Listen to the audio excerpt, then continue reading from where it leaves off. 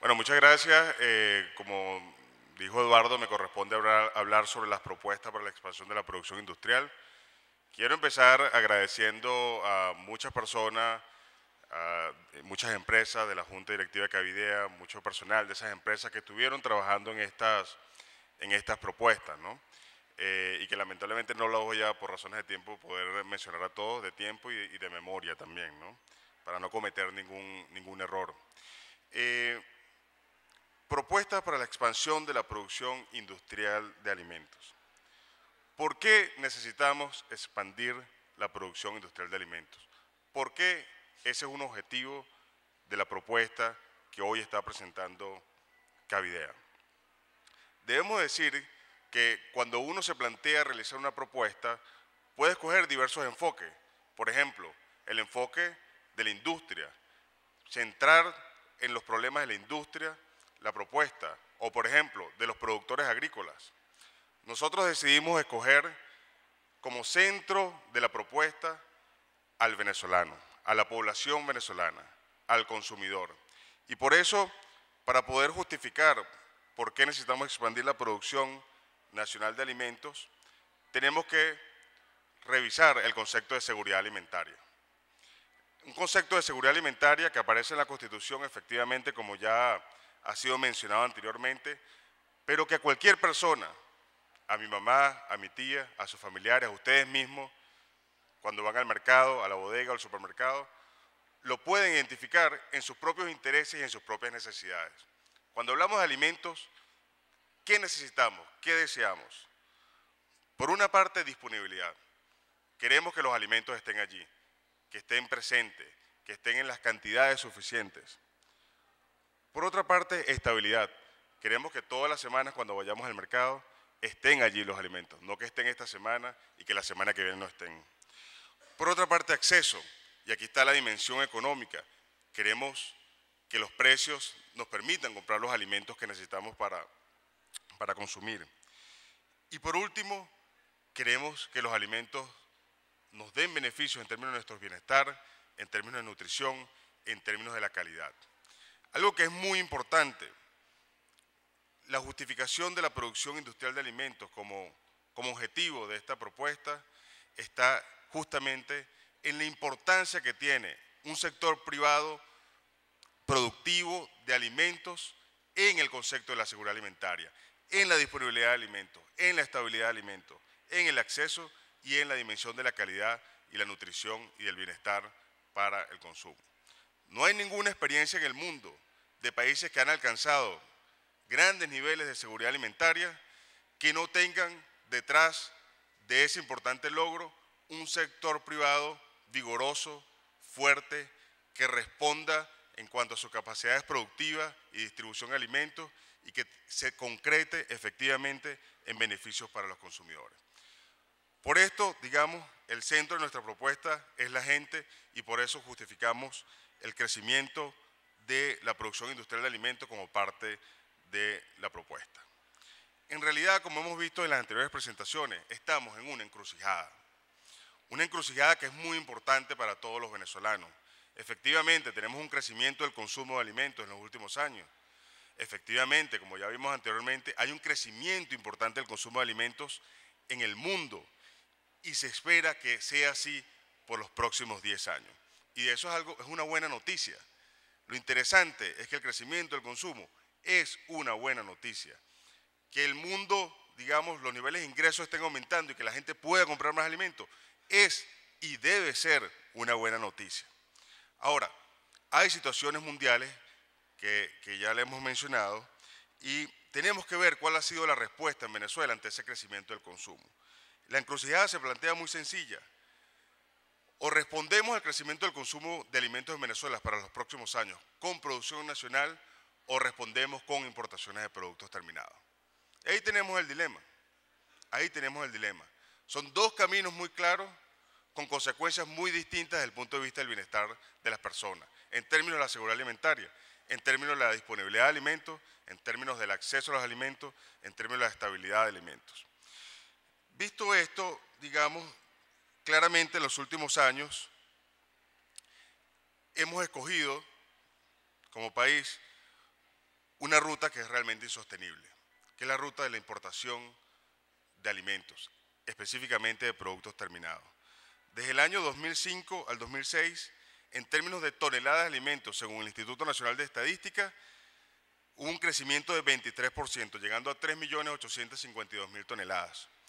Del 2006 al 2007 llegamos a 4.509.000 toneladas de alimentos importadas. Si sumamos los dos incrementos, es decir, desde el 2005 al 2007, las importaciones de alimentos en toneladas han crecido un 45%. Si lo vemos en términos de divisas, desde el 2005 al 2007, se han multiplicado por 3 la utilización de divisas para adquirir alimentos a nivel internacional, alcanzando los 5.843 millones de dólares autorizados por CADIVI durante el año 2007. Este importante crecimiento de las importaciones, en especial de los productos terminados, digamos, plantea un reto importante desde el punto de vista de la seguridad alimentaria. Y definitivamente creemos que es insostenible. ¿Por qué? Rápidamente, veamos lo que nosotros denominamos la explosión del costo de las materias primas a nivel internacional y cómo eso, digamos, hace insostenible, evidentemente, una estrategia basada en importaciones. El trigo, elemento esencial para la pasta, 212 dólares por tonelada en el 2006, en el promedio del 2008 está en 892 y las últimas compras se están haciendo a más de $1.000 la tonelada. Un crecimiento en los últimos 2 años de 321%. Y así vamos a ir rápidamente. Aceite de soya, crecimiento de 158% en los últimos 2 años. Aceite de palma, 142% en los últimos 2 años. Aceite de girasol, 240% en los últimos 2 años. Aceite de maíz, 168%. Precio de la avena, 151% en los últimos 2 años. Es realmente una explosión de precios de los alimentos a nivel internacional, por lo que hace insostenible una estrategia basada en importaciones. En conclusión, la estrategia alimentaria para los próximos 10 años en Venezuela debe basarse en la expansión de la producción de alimentos en Venezuela, con 2 grandes objetivos: mejores precios para los consumidores y oferta suficiente y oportuna de alimentos, con efectos positivos desde el punto de vista nutricional y de calidad. Esa es la justificación de por qué estamos aquí planteando un crecimiento de la producción nacional de alimentos. Mejores precios para los consumidores, oferta suficiente y oportuna de alimentos, beneficios para el bienestar de la población. ¿Cuál es la meta de expansión de la producción industrial en concreto? Bueno, tenemos que tomar en cuenta el crecimiento de la población. Hoy somos aproximadamente, según el INE, 27.483.000 habitantes. En el 2018, el horizonte de 10 años que nos hemos planteado, vamos a ser 32.338.000 habitantes. Aproximadamente 4 millones de venezolanos más estarán consumiendo y demandando alimentos de calidad en el año 2018. Por lo tanto, nuestra estrategia de crecimiento de alimentos debe tomar en consideración el crecimiento poblacional, 17,7% para los próximos 10 años. Disponibilidad calórica por persona.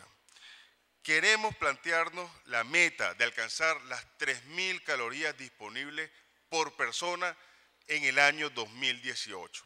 Eso en particular nos obliga a pasar actualmente las 2.600 que tenemos hoy a las 3.000 calorías, lo cual representa un incremento del 15% de la disponibilidad calórica per cápita. ¿Dónde nos colocaría estas 3.000 calorías? Nos colocaría en el estándar de los países desarrollados y con mayor nivel de seguridad alimentaria en el mundo actualmente. De hecho, la FAO recomienda, el nivel recomendado son 2.800 calorías por persona.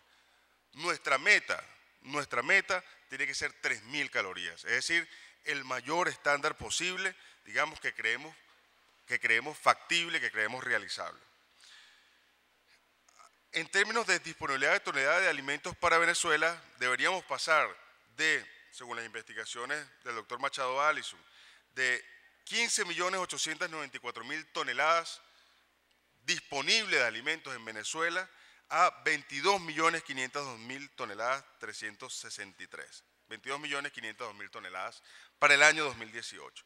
eso implicaría un incremento del 41% del total de toneladas disponibles para poder alcanzar la meta de las 3.000 calorías. Ahora, si asumimos además la meta de sustitución de importaciones que implica la propuesta agrícola de Cavidea, el reto desde el punto de vista de la producción industrial es crecer 57% de aquí al 2018.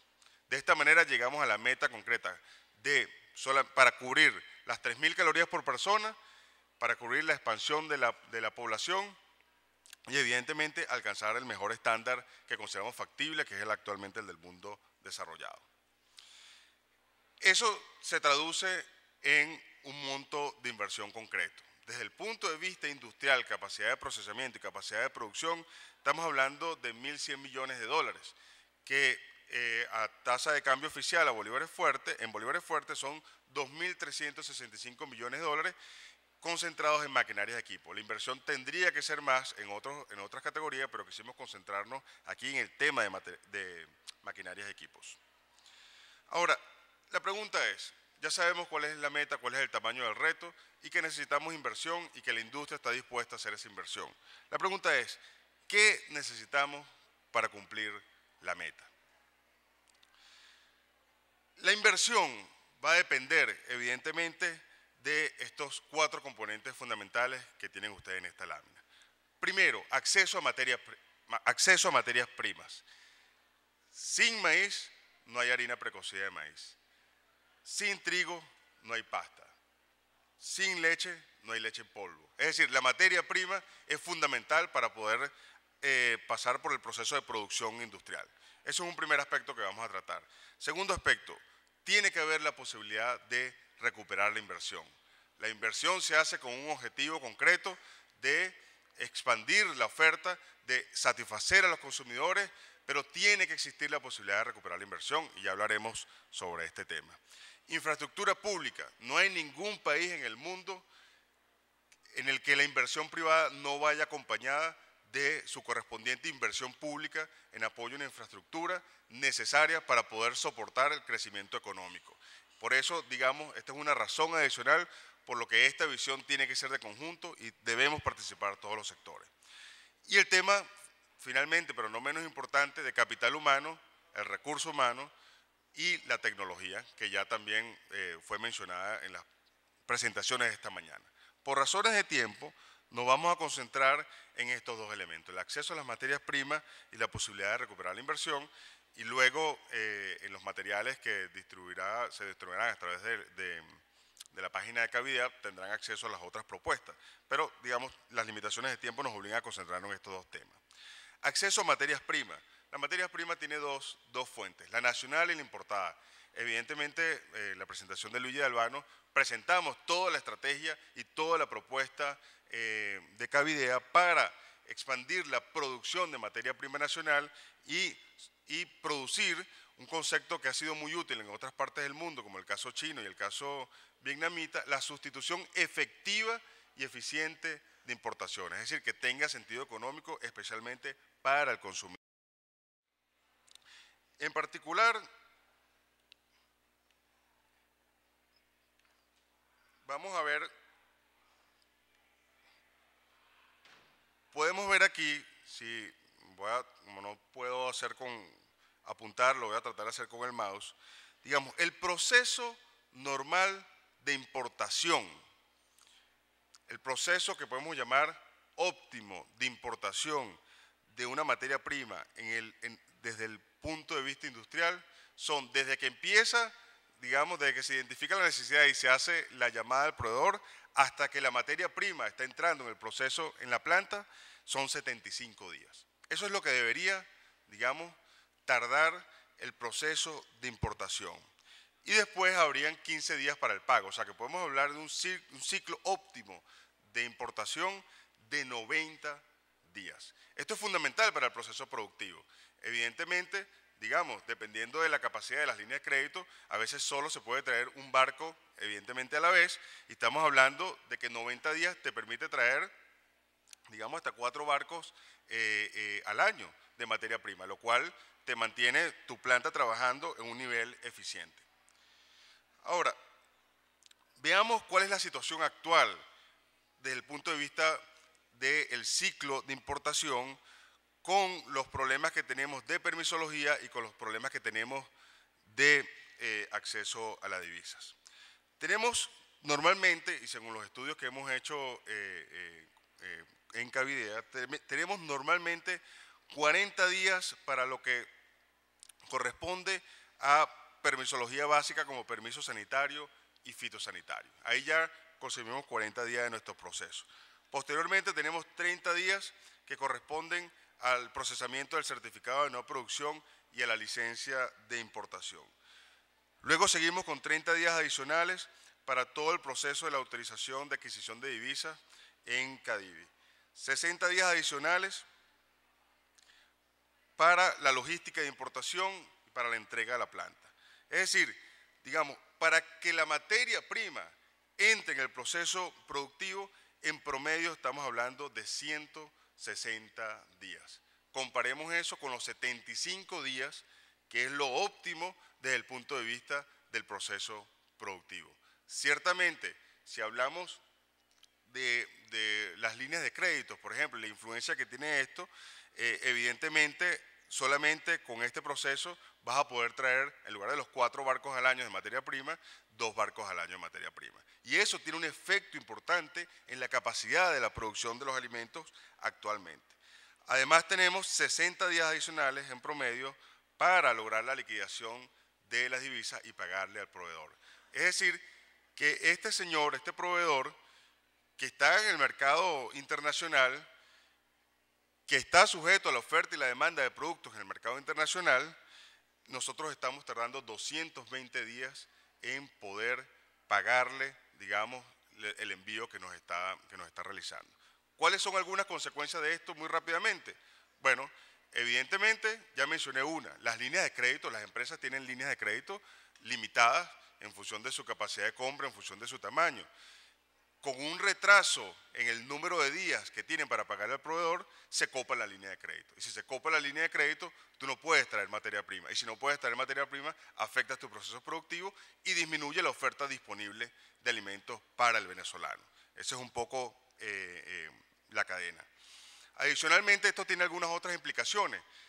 Si tú sabes que ese es el proceso de 220 días, tienes que tratar de traer una cantidad mayor de producto. Eso a veces no es posible por la capacidad de almacenamiento, eso a veces no es posible por la capacidad y las limitaciones que hay en el transporte internacional, y eso a veces también puede tener implicaciones hasta desde el punto de vista de las aplicaciones de algunas leyes o las interpretaciones de algunas leyes, como la ley contra el acaparamiento. Cuando tienes que traer más materia prima para no interrumpir tu proceso productivo, bueno, ahí tenemos un inventario de materia prima superior a lo que sería óptimo si el proceso fuera absolutamente normal, como lo hemos mencionado. Tienes un último efecto que vale la pena mencionar. El proveedor a nivel internacional, digamos, como sabe que el tiempo promedio es mucho mayor de lo que le van a pagar, de lo que le está pagando cualquiera, exige un precio mayor por venderte la materia prima. En consecuencia, los costos crecen, y si los costos crecen, se afecta otra vez el proceso productivo, además cuando se combina, como ya lo vamos a hacer, con el tema del congelamiento de precios en los productos regulados. Entonces, esto es un tema, digamos, bien importante, porque nosotros, digamos, en esta visión conjunta, debemos lograr volver a un proceso óptimo de importación si queremos incrementar la oferta disponible de alimentos. Efectivamente, el gobierno nacional ha estado consciente de esta situación y recientemente se han tomado algunas medidas. Se dictó un decreto de flexibilización de la permisología para una lista específica de insumos y productos. Y otra cosa que hay que mencionar es que ese decreto también tiene un carácter temporal. También se creó la taquilla única para el proceso de la permisología y el concepto del pago a la vista, ¿no? Todavía estos temas se están trabajando desde el punto de vista operativo y algunos no se han podido implementar. Pero en una simulación, digamos, si esto funcionara óptimamente Para los productos que están incluidos, recordemos, ya vamos a ver que hay una cantidad de productos e insumos que no están incluidos y que son muy importantes.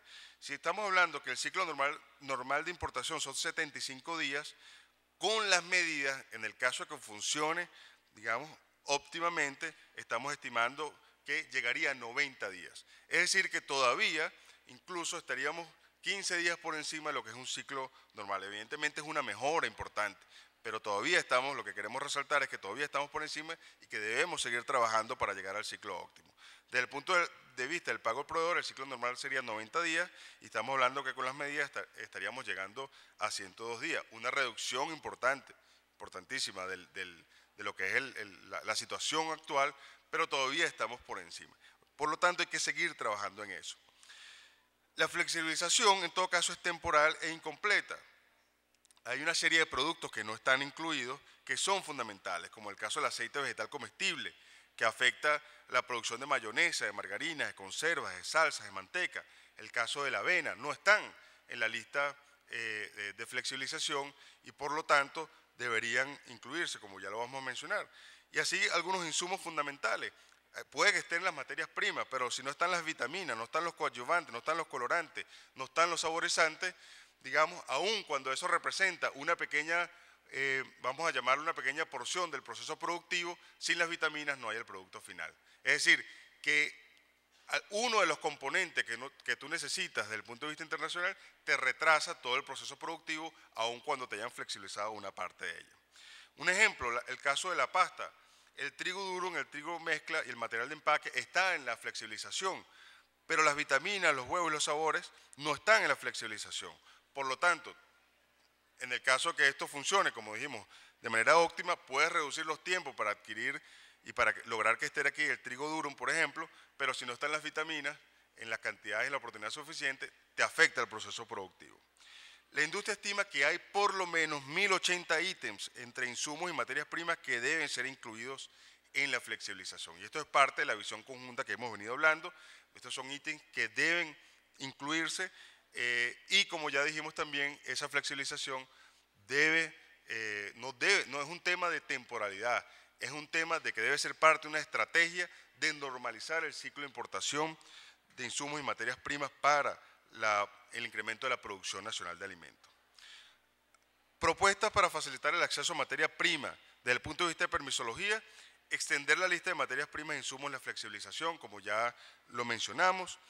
Permitir a los convertidores de plástico importar bajo el régimen de flexibilización.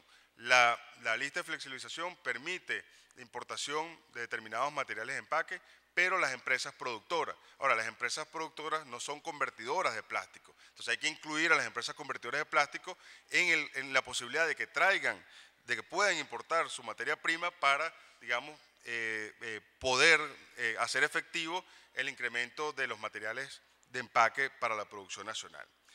Ampliar el lapso de vigencia de licencia de importación a un mínimo de 6 meses.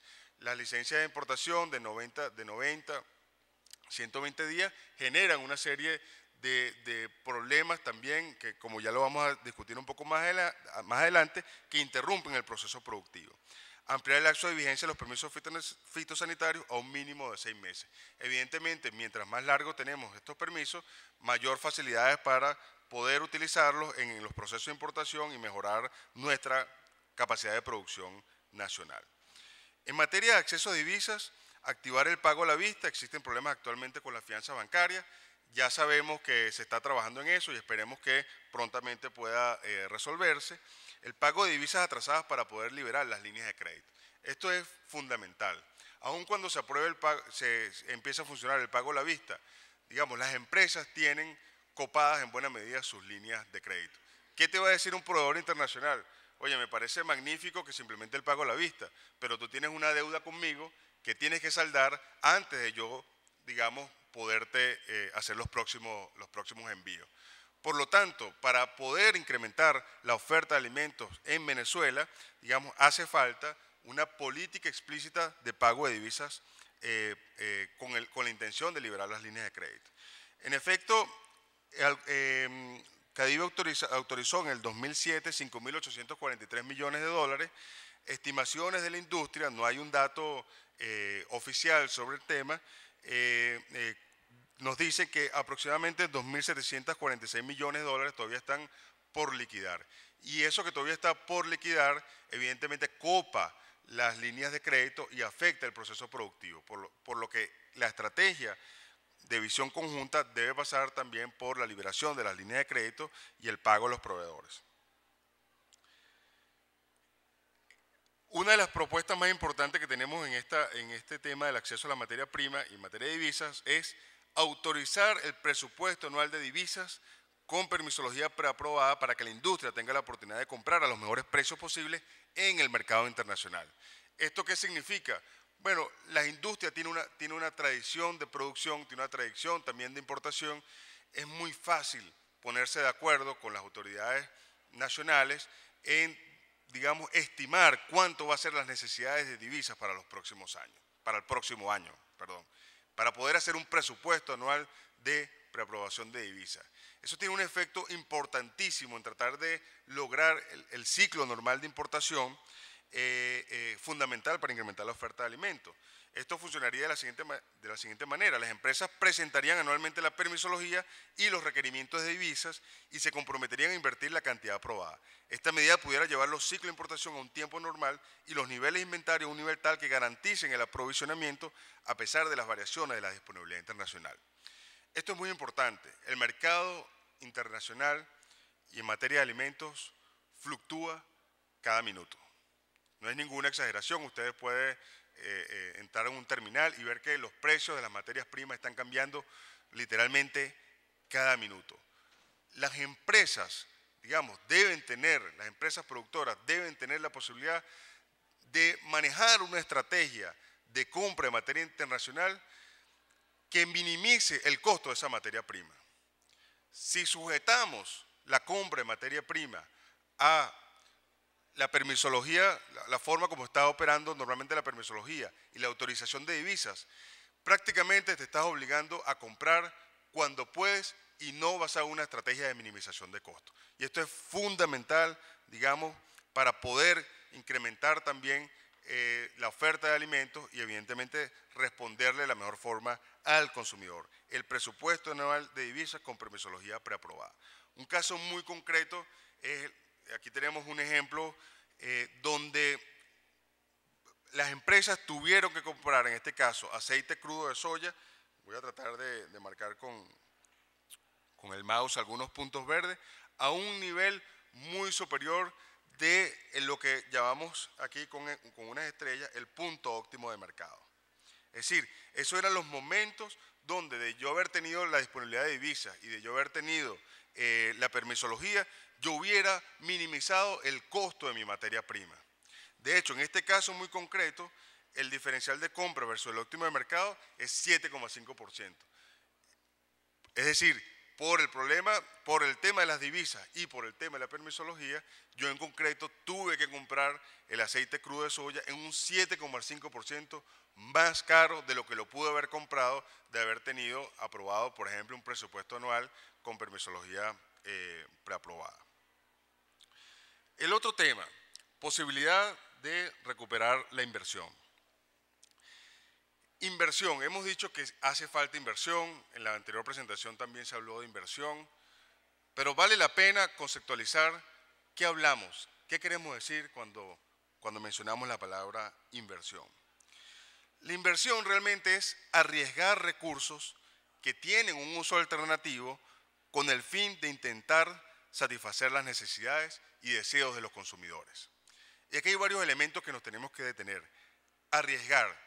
Dice el profesor Janos Kornay, un connotado economista, que la palabra empresario debería reservarse a solos aquellos que están dispuestos a asumir el riesgo de pérdidas financieras personales.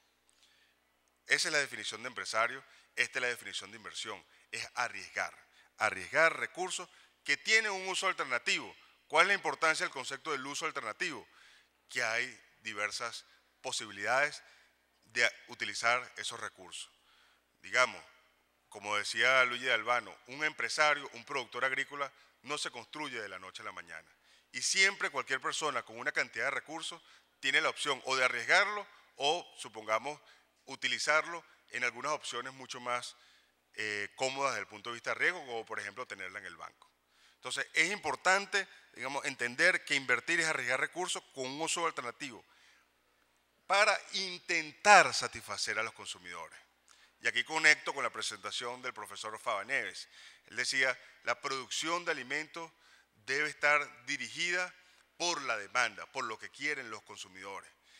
La importancia de la iniciativa privada en la seguridad alimentaria es que justamente existen todos los incentivos para que día a día las personas en las empresas intenten satisfacer las necesidades y los deseos de los consumidores, que por demás son cambiantes. Mejores productos, mejores presentaciones, mejor efecto desde el punto de vista nutricional, desde el punto de vista del bienestar. La competencia produce que reduzca los precios también para satisfacer a los consumidores. Ese es el proceso interesante, digamos, y por lo cual la Constitución previó que el sector privado jugara un rol importantísimo y consustancial a el concepto de seguridad alimentaria. Ahora, si no hay posibilidad de recuperar la inversión, y fíjense otra vez, posibilidad, nadie está pidiendo garantía, posibilidad de recuperar la inversión, pues no habrá incentivos a la inversión ni a la reinversión. O sea, debe existir la posibilidad de recuperar la inversión para que haya incentivos a la inversión y la reinversión. Hay que notar que no se pide la garantía de recuperación de la inversión, solo la posibilidad de recuperar la inversión, digamos, como dijimos, lo que era el verdadero concepto y a lo cual debe reservarse la palabra empresario. Ahora, ¿cuál es el principal obstáculo a la posibilidad de recuperar la inversión que tenemos actualmente desde el punto de vista de la industria? Bueno, es imposible recuperar la inversión si los costos de materia prima superan a los precios de venta al público de los productos. O sea, es tan sencillo como, y ya vamos a ver algunos ejemplos, ya hay productos, digamos, que solo el costo de la materia prima, sin incluir ningún otro costo todavía, es superior al precio de venta al público. Esto es consecuencia de un proceso, un control de precios que se convirtió en un congelamiento de precios que impide la posibilidad de recuperar la inversión e incluso de comprar la materia prima. Cuando tú no tienes posibilidad de, cuando la materia prima es mucho más costosa que el precio del venta al público, digamos, incluso producir destruye valor, porque tú estás produciendo, vendes a un precio más bajo, ¿cuánto de ese producto puedes hacer? Mucho menos. O sea, llega un momento que simplemente es imposible seguir produciendo y eso es muy importante tenerlo en cuenta. Esta gráfica refleja el número de meses sin ajuste de precios para una muestra de producto. Café molido, 25 meses. Salsa de tomate, mayonesa, margarina, atún enlatado, avena en hojuelos, 46 meses. Harina de maíz precocida, 24 meses. Todos aquí somos consumidores. Todos sabemos también, como se dijo esta mañana, que vivimos en un país inflacionario. No de ahorita. Este país tiene, desde los años 80, un proceso inflacionario crónico que debe ser combatido. Bueno, las empresas productoras no escapan de ese proceso inflacionario y se reflejan en sus costos. Por ejemplo, en el lapso de 25 meses la inflación general ha sido 51,31%. Y el precio de este caso, en el caso del café, ha estado absolutamente congelado. O los casos de la salsa de tomate, la mayonesa, la margarina, 46 meses, los precios se han prácticamente duplicado. Y fíjense que no estamos aquí hablando necesariamente de costos. Los costos pueden haber crecido aún a un ritmo superior cuando vemos, en el caso de los que llevan materia prima importada, la explosión en los costos que ha existido. Esta situación de congelamiento de precios hace imposible la posibilidad de recuperar la inversión. Y por eso uno de los elementos esenciales de la propuesta de Cavidea es salgamos de la situación de congelamiento de precios. Fíjense, en el mismo, desde febrero de 2003 a febrero de 2008, ahora para mostrar algún ejemplo de parte de la estructura de costos, el salario mínimo ha crecido 223%, la inflación ha sido desde febrero de 2003 149%, y el ajuste de precio promedio de los productos regulados ha sido de 65%. Evidentemente, creando una distorsión que la podemos ver ahora en algunos casos específicos. El caso de la avena, el precio de la materia prima, bolívares por kilo, es 2,13. El precio de venta al público de la avena es 2,13. Por lo tanto, solo la materia prima, sin incluir ningún otro costo relevante, es 8% mayor al, digamos, al precio de venta al público. Simplemente, digamos, esto es no solamente que es imposible recuperar la inversión, aquí es imposible comprar la materia prima. El caso del aceite de maíz, el precio de la materia prima es 6% superior al precio de venta al público. Ahora, si le agregamos el costo de conversión, que se define como el costo de la materia prima más la mano de obra, veamos algunos otros casos. La margarina, digamos, digamos, es un 7,6% más cara el costo de conversión que el precio de venta al público. O el trigo, fundamental para las pastas, si le agregamos costo de materia prima más mano de obra, es 24,19% más caro el costo de conversión que la materia prima. Por lo tanto, es fundamental salir de la situación de congelamiento de precios si queremos lograr un proceso de expansión de la oferta de alimentos en Venezuela. Vamos a ir a las propuestas. Hemos hablado de el objetivo ideal, es que, como se dijo también aquí en la mañana, que los precios estén determinados por la oferta y la demanda. Y es importante allí mencionar que desde agosto de 1996 hasta febrero del 2003, los precios estuvieron sujetos al libre juego de la oferta y la demanda. ¿Qué pasó con los precios de alimentos en ese periodo? Crecieron, digamos, como proporción del IPC, un 95%. Es decir, los precios de los alimentos crecieron en ese periodo donde no había control de precios, ni mucho menos congelamiento de precios, en un 5% menos que el IPC general. Eso significa que hubo un abaratamiento relativo de los alimentos en un periodo donde la oferta y la demanda pudo jugar libremente. En el sentido, eso se traduce en un periodo donde la industria pudo incrementar su capacidad de producción de forma importante. Ahora, como parte de la propuesta, digamos, uno de los objetivos centrales es incrementar la oferta de alimentos. Y como el objetivo es impactar también lo menos posible al consumidor, la propuesta tiene varios componentes. La primera de ellas es un periodo transitorio, un sistema administrado dinámico de precios que sería transitorio, que tiene como objetivo permitir a la oferta, digamos, crecer a un ritmo tal mayor que el consumo para aliviar las presiones sobre los precios.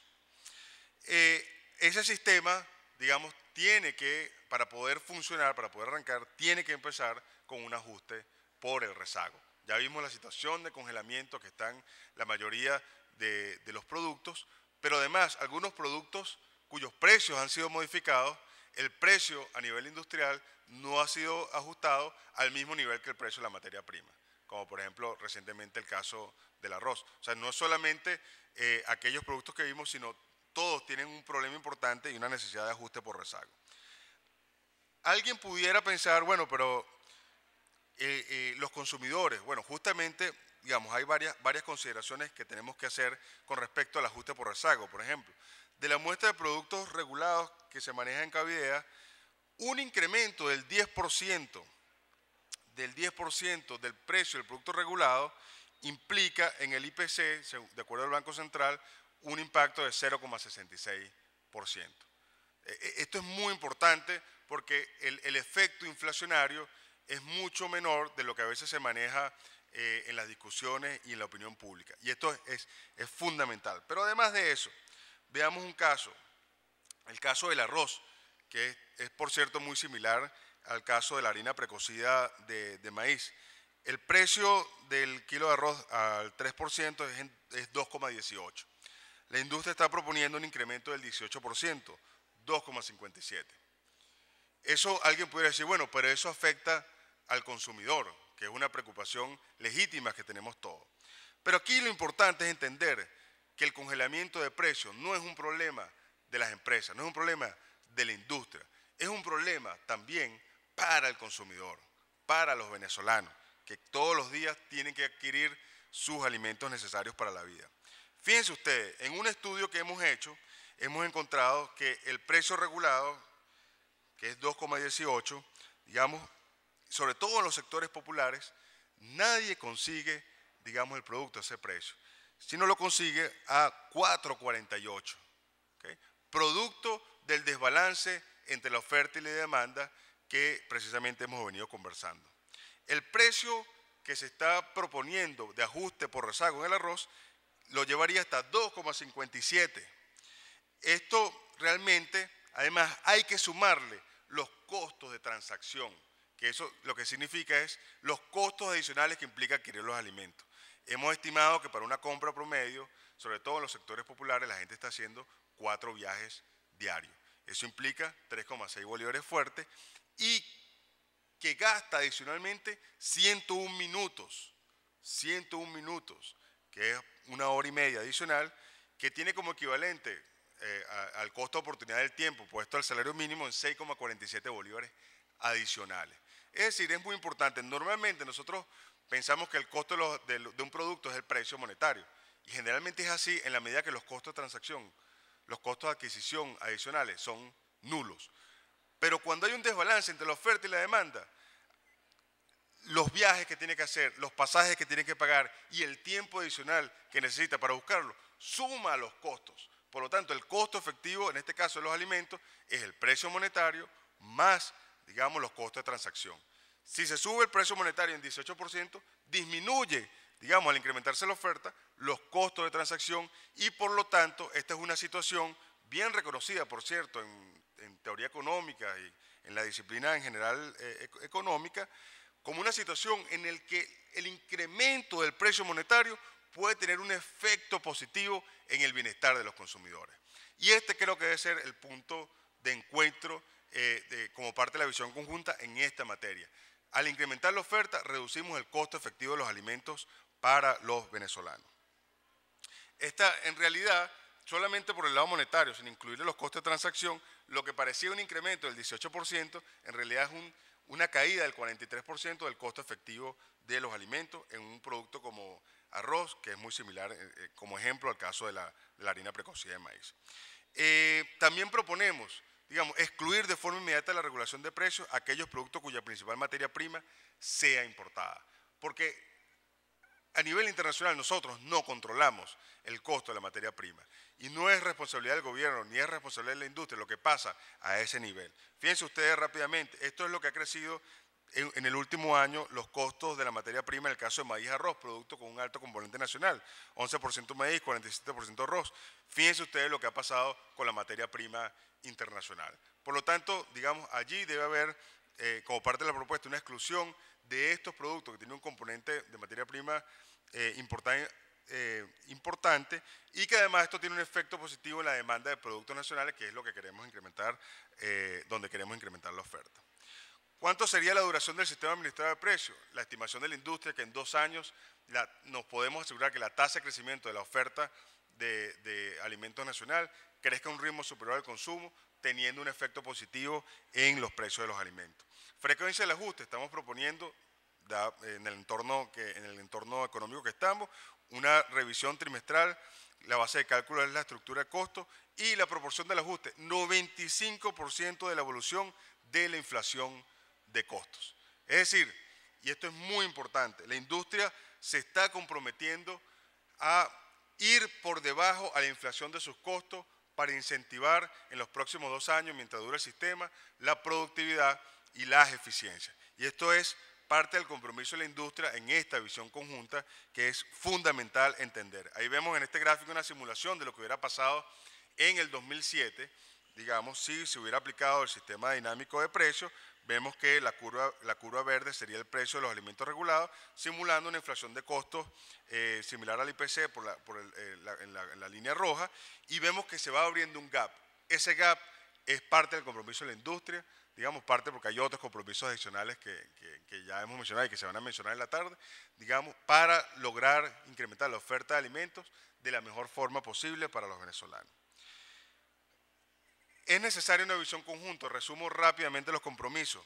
Inversión a nivel industrial ¿Qué se está comprometiendo la industria? Inversión a nivel industrial de 2.365 millones de bolívares fuertes, eso es equivalente a 1.100 millones de dólares, con el objetivo de expandir la producción industrial de alimentos en un 57% en 10 años y alcanzar las 3.000 calorías disponibles por venezolano, tal y como es hoy en los países desarrollados. Ese es nuestro objetivo. Ahora, ¿cuál es parte del compromiso? Programas de desarrollo agrícola para incrementar el uso de las materias primas nacionales, como vimos en la exposición de Luigi de Albano, y que se comentará en la tarde con mayor especificidad, participación de la industria en programas sociales en materia de alimentos. Y ahí habrá una participación en la tarde sobre este tema. ¿Qué requerimos? Inversión del Gobierno Nacional en infraestructura pública y de desarrollo.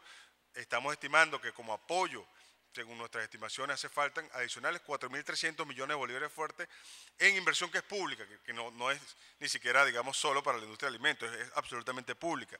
Tiene que ver con sistemas de riego, vías rurales, puertos, vías de comunicación, etc. Cambios regulatorios que faciliten el acceso a la materia prima, en especial el presupuesto de divisas con preaprobación de permisología de importaciones. Creemos que esto es fundamental, aparte de los otros elementos que ya mencionamos, que pueden facilitar el acceso a la materia prima. Y determinación de precios mediante la oferta y la demanda, pasando por un sistema administrado dinámico de precios por 2 años para productos cuya principal materia prima es nacional, con un compromiso, como ya vimos en la industria, de ir por debajo de la inflación de costos, digamos en un 5%. Es, digamos, fundamental entender que para lograr todos estos objetivos hay que entender que el sistema de alimentos es un sistema complejo. Es decir, generalmente cuando nosotros desayunamos o cuando vayamos a cenar esta noche, uno no piensa mucho sobre lo complejo que es lograr tener el alimento en el... Y eso es, gracias a Dios, eso debería ser así y debería continuar siendo así. Hace 3 millones de años éramos cazadores-recolectores, pasábamos nuestra mayor parte del día recogiendo y cazando para poder comer. Hace 10.000 años se inventó la agricultura y mejoró la situación, pero hace 200 años llegó la revolución industrial, masificó la producción, hubo escala, hubo un cambio tecnológico importante y realmente logró que la humanidad pueda dedicar muy poco tiempo y muy pocos recursos para producir los alimentos. Si tenemos toda esa posibilidad, digamos, debemos entender que este proceso, donde vemos productores agrícolas, importación de materia prima, industria, comercio y divisa, en este caso también representando al gobierno, digamos, cualquier alteración de ese proceso afecta la posibilidad de que todos tengamos un plato disponible de comida en el momento que lo necesitemos. La idea es mantener este proceso fluyendo y que simplemente disfrutemos de nuestros alimentos cada vez que cenemos, con nuestra familia, sin tener que estar pensando mucho y que la industria, el gobierno nacional, los productores agrícolas y el sector comercio estén día a día trabajando concretamente para poder solucionar este problema. En concreto, se requiere una visión conjunta. La producción de alimentos es un proceso complejo, pero tenemos las industrias, tenemos las capacidades, tenemos las tierras, tenemos los recursos, tenemos el agua. Hace falta una visión conjunta y tomar las decisiones de política por un lado y de inversión por otra que nos permitan lograr los objetivos que estamos planteados. El beneficiario final de esto definitivamente son los consumidores, y aquí podemos decir somos los consumidores porque todos somos consumidores, y estamos seguros que con una visión conjunta y una estrategia compartida vamos a lograr las metas que nos estamos proponiendo, que es alcanzar un nivel de seguridad alimentaria equivalente al de los países más desarrollados en el mundo en este momento. Muchas gracias por su atención.